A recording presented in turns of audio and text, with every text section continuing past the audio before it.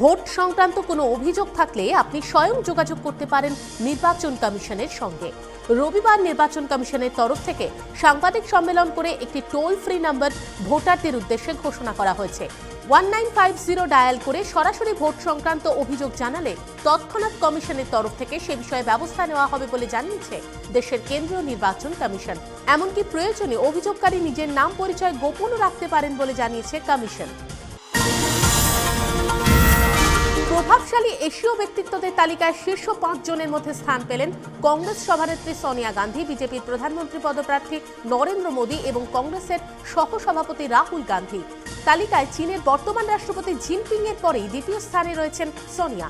তৃতীয় স্থান পেয়েছেন চীনের বর্তমান প্রধানমন্ত্রী লি কেকিয়াং।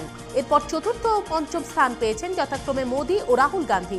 এছাড়াও মোট 100 জনের ওই তালিকায় 11তম স্থানে রয়েছেন দেশের অর্থমন্ত্রী পি চিদাম্বরম, 19তম স্থান পেয়েছেন রাষ্ট্রপতি প্রণব মুখোপাধ্যায়, 42তম স্থানে রয়েছেন মুখ্যমন্ত্রী মমতা বন্দ্যোপাধ্যায়, 52তম স্থানে অর্থনীতিবিদ অমর্ত্য সেন, সচিন তেন্ডুলকর রয়েছেন 76তম স্থানে এবং ধোনি রয়েছেন 99 স্থানে। মোদীর সমর্থনে এবার মুখ খুললেন বলিউড অভিনেত্রী সোনাক্ষী সিনহা।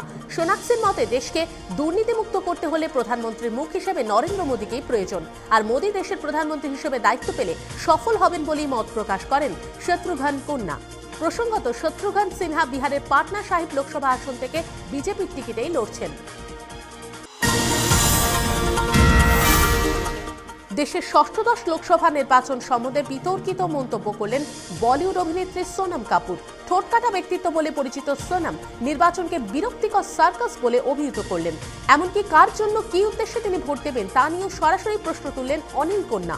নিজস্ব স্টাইলে এক সাক্ষাৎকারে সোনম বলেছেন, দেশের বর্তমান পরিস্থিতি তাঁকে দেশের রাজনীতি সম্পর্কে চূড়ান্ত নিরাশাবাদী করে তুলেছে।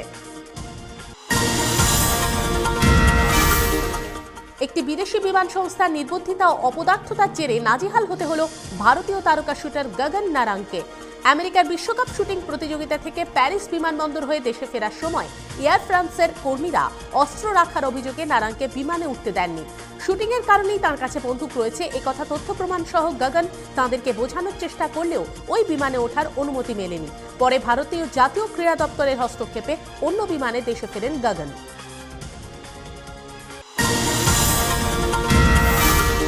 নিজের খেলার ম্যাজিকে খুদে সমর্থককে জীবন দিলেন ক্রিস্টিয়ানো রোনাল্ডো।